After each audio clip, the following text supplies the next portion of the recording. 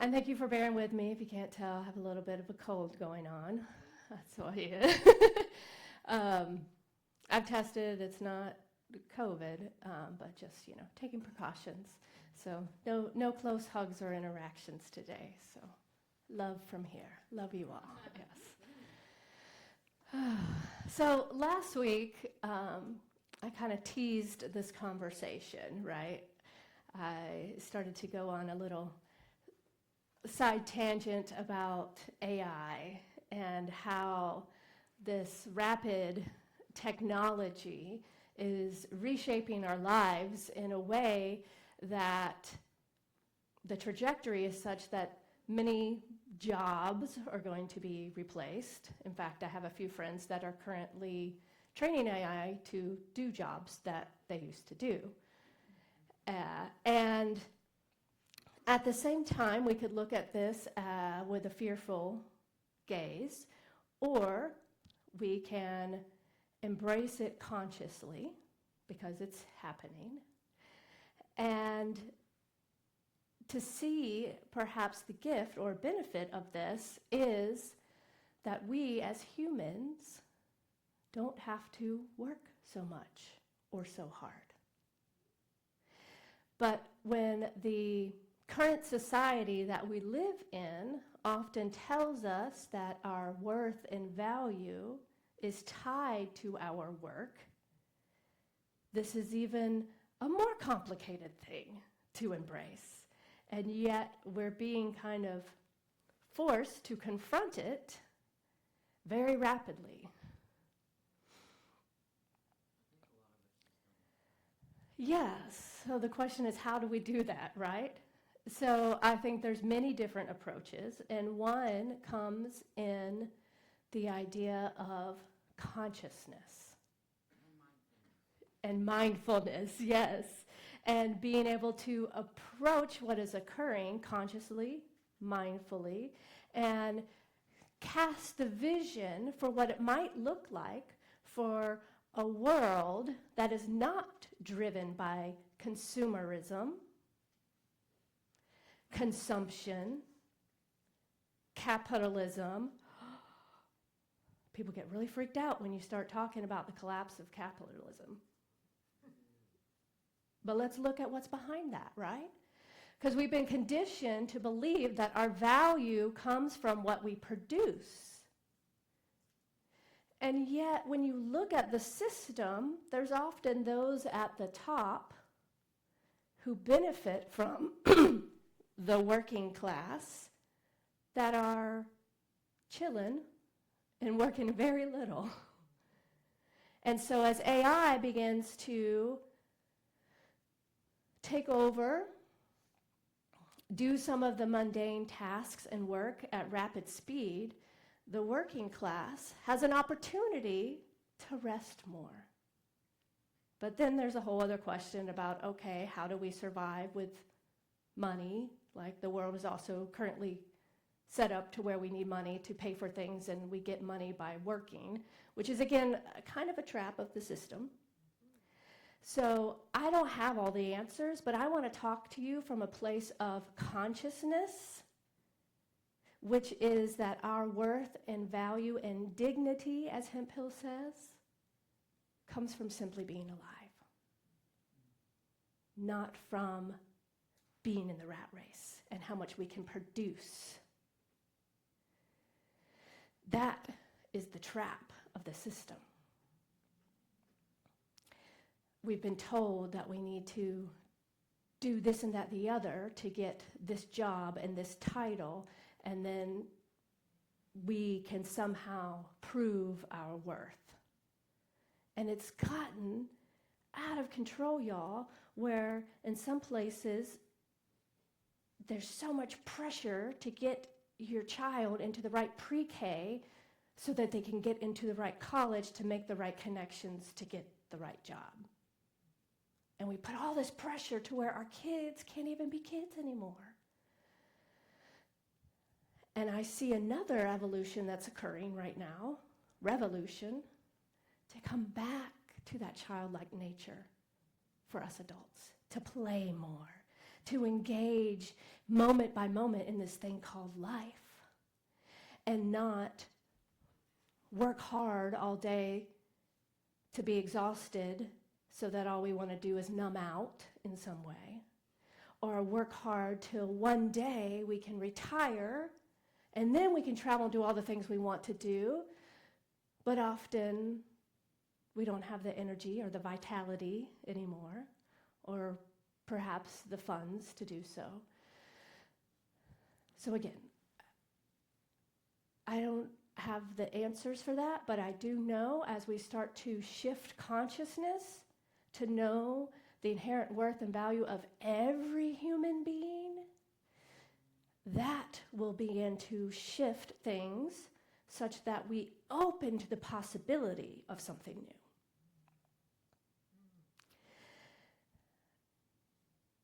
And then sometimes we can look at this idea and think that being able to work less or get more done with less time because of some tools from AI, it can sound like freedom, or it could sound like a crisis.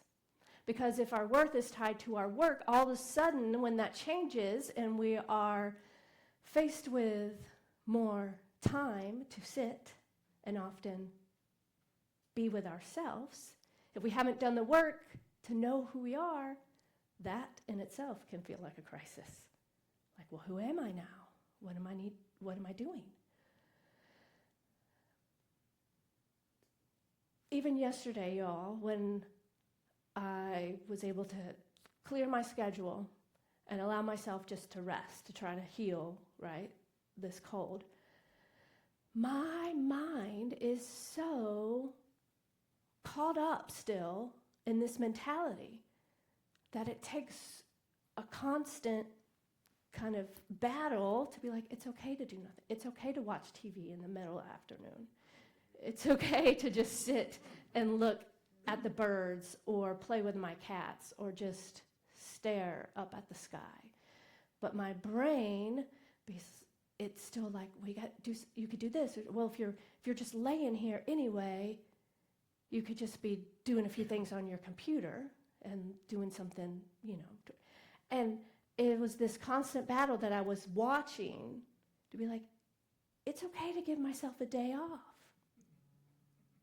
But there's something in my brain, right? Say it louder. There's something in my brain, yes, that keeps saying, or you could do this, or at least do this, or rest for a little bit, and then you'll have the energy to do something today, right? And my body kept saying no when I tried. So the book of this month, What It Takes to Heal by Prentis Hemphill, she encourages us to embrace this principle of dignity. Prentis Hemphill. Prentis, yes, Hemphill. Okay. So she says, dignity is where we feel our worthiness again, where we are about the business of eradicating shame and expressing our agency and choicefulness. Do we know whose phone that is? Oh, okay. We got it. Okay, I was like, that one was lighting up at the same time, so I didn't know. All right, so I'm going to say this again. Dignity is where we feel our worthiness again, where we are about the business of eradicating shame and expressing our agency and choicefulness. So take my little example of yesterday. So dignity is where we feel our worthiness again and eradicate shame. So there's this underlying narrative that of shame or guilt or something, right? That like, I'm not worthy or I'm not good enough if I don't do something today. And expressing agency and choicefulness. Yet agency means I have the power to choose what I believe about who I am and what I do. So I get to choose how I spend my day, and I get to choose the meaning I make about that. And the process of healing is letting go of the shame, noticing, being mindful of that narrative of society and culture that we live in, and then making another choice. Dignity is the recognition that we are valuable simply because we exist. It is the ground from which true healing, authentic choice, and deep freedom flow. It's not a dignity that we earn. It is not bestowed by a boss or a paycheck or a title. Y'all, I got a wall full of certificates in there. Does that mean I'm now worthy or somehow better than someone else? No. Dignity is intrinsic to who we are. I feel like I'm saying that word weird. Intrinsic. Exactly right. Okay, it sounds weird. No, but I am eccentric, that's for sure. It is the fabric of our being. So what if the whole point, because our today's topic today is what's the point anyway? And I don't know about you, but there's been some times in this past year that I'm like, what's the point? What's the point of all this? Finding your worth, knowing your worth. What if the point was just being alive and finding it in those simple, everyday moments, right? Not to, oh, yeah. All right, what's your thought? My thought is, we're so caught up in technology that the government prepared us for AI. Yeah. It's literally like being an influencer. Mm-hmm. I'm literally starting businesses and making my dreams come true, all because of you guys. And it's just literally having a community. Yes. So you can rely on people again. Because it is so dehumanized right now. Yes, I'm going to touch on that point, right? Community. Because when we say, how do we get out of the rat race? How do we get out of the trap of needing to prove our worth, to work, to make money, to be able to survive in society? One path out is to rely on community. You have this gift, you have this gift, you have this gift, you have chickens. We do this here on a very small level, but it could be expanded, right? People bring in eggs, they bring in extra food from their garden, and we share it, yes? And then we all give our gifts, and we support each other, and we come together every Sunday to remind each other of our worth and value. We have that moment of seeing that in each other. So this is what Hemphill calls the deep remembering, and it's a return to what has always be true. So what if the whole point isn't to prove or to hustle for our worthiness, but simply to inhabit the miracle of being alive, being awake and aware in this moment? In Science of Mind, Dr. Ernest Holmes taught that we are all an individual expression of the one life. So worth isn't something we chase. Worth is who we are, because we are one with the divine. We are an expression of that, and a unique expression. So we each have our own gifts and talents to bring to that. So I think one way out of this is think about like our worthiness as the sun. Even when the clouds cover the sky, the sun hasn't disappeared. It shines with that same radiance. It has the same energy, power, and warmth. Just because we can't see it for a time doesn't mean that it's gone anywhere. So our dignity and worth is the same. It's ever present. No cloud of shame, no storm of comparison or fog of self-doubt can erase the truth of our inherent worth and dignity that is always there, even if we may forget it. And that's where community comes, where we can help support each other in those times. So what's the point anyway, if we're not striving to prove something or do something? Perhaps it's to simply be present to the miracle of living, to notice, to savor, to experience the small moments, the simple joys, the sip of coffee in the morning, or chai or tea or cacao or mushroom coffee, whatever it may be. The laughter of children, the playfulness of our fur babies. This morning as I was walking in, there was a bunny right there, and it just froze. And so I froze, and we had a moment. I took a picture. And then I was like, Have a good day. Thank you for reminding me just to pause a minute before I walk in this door, right? Those small everyday joys, the way the light streams through the clouds. That is one of my favorite things when I was traveling recently, drove up to Chicago, and what I call God's sky, right? When it's like kind of cloudy and then the light comes through. And there was this one place, I felt like I've never seen it. The light was shining through in like a perfect cylinder. And I was like, what? It was just like one little hole and it was just like, whew. And just taking the moments to feel the awe of that. That's what makes me feel alive, right? More than numbers or goals or metrics or work. The presence of being alive. The warmth of a hug, a shared meal, a shared laugh with a friend, or simply the silence of a deep breath and the pause. So these aren't little moments of distraction from real life. These are life itself. This is the point of life. But we've been conditioned to think it's something else, which serves someone else's agenda instead of our own.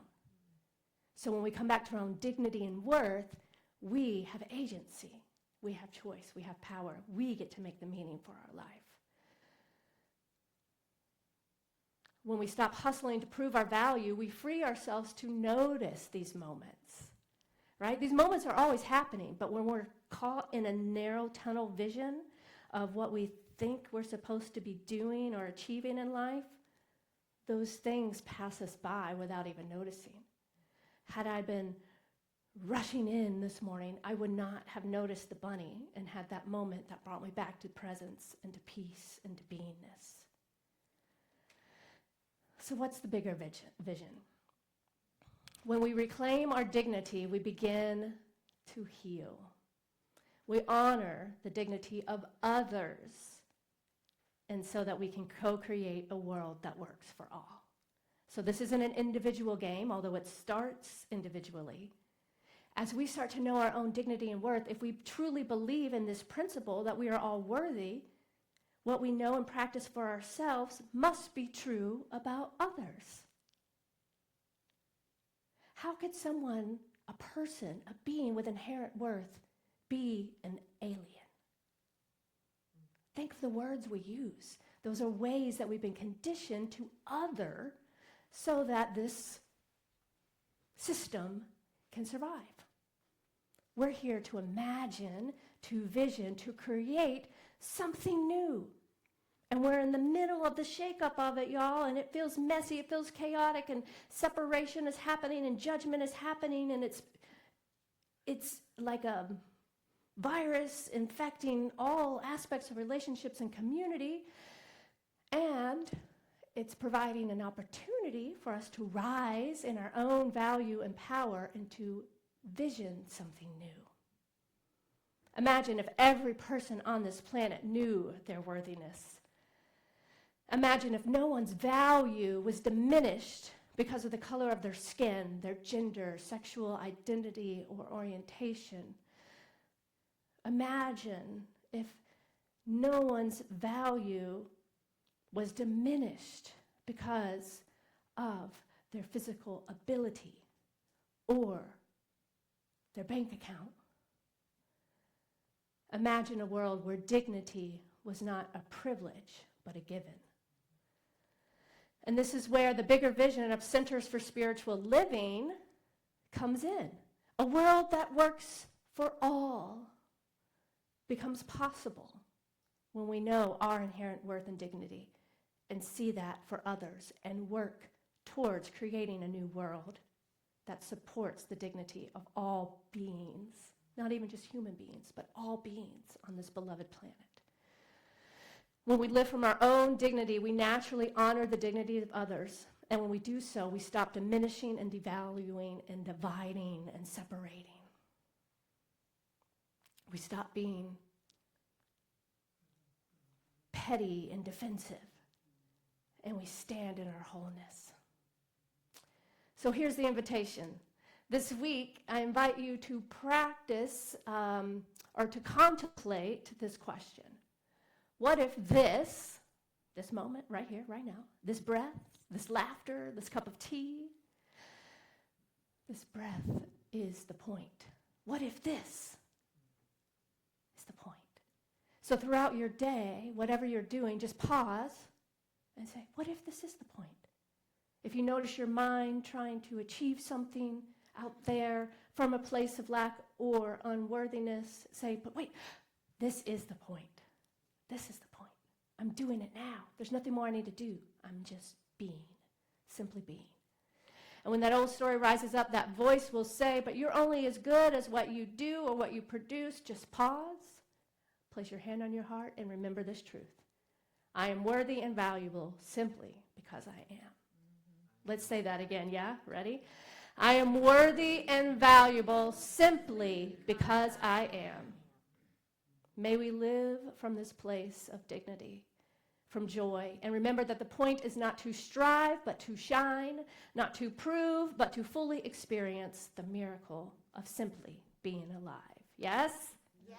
Yes. All right, let's take that into prayer. Can I get an amen?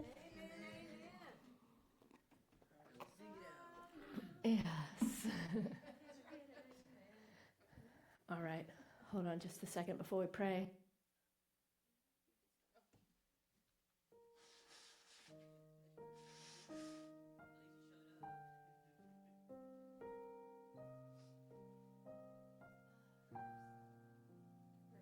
Yes, and I accept your prayers, yes. And I show up not because, oh, it's my job and I got to show up even when I don't feel good. I show up because this fills me up. And it reminds me, right? So I just want you all to know. Yeah. All right, let's take a deep breath. So grateful. So grateful to know that right here, right now, there is one life, one presence that is love, that is wholeness, that is peace, that is freedom. This one life, the allness, the goodness of God, of universe, of spirit, that permeates all things, that is the very essence of all life. I know that this is who I am. This one life, this joy, this peace, this freedom is the very essence of who I am. And I know that this is true for each and every person hearing the sound of my voice. I am worthy simply because I am.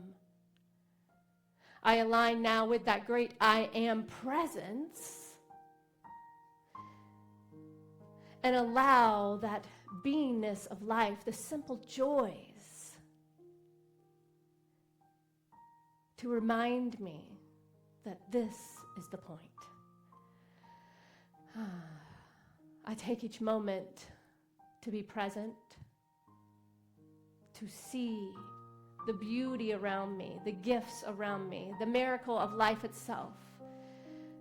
I take this breath to be reminded of my own aliveness, knowing that there's nothing to do but to simply be in this now moment. And from this place and from this consciousness, all will be provided. From the consciousness of oneness and wholeness, from the consciousness of the lilies in the field, we know that we do not need to toil or strife or struggle or make anything happen. For we are an expression of the divine itself, an expression of the one. So I'm so grateful to know right here, right now, that I am worthy, I am whole, and I have agency. And I can choose this day, right here, right now, to remember this truth and to allow this process of healing to take place as I confront those old beliefs or those societal structures, I easily return to the remembering of who I am and affirm my worth and value and dignity, and let that love lead the way and the law say yes. So with great gratitude for the fulfillment of this prayer, for great gratitude for the evolution of consciousness that is happening right now, that is affirming the dignity and worth of all beings, I give thanks. I give thanks. And I release this word into the action of the law that always says yes, yes, yes. And it is done and it is so. And together we say, and so it is. Yes.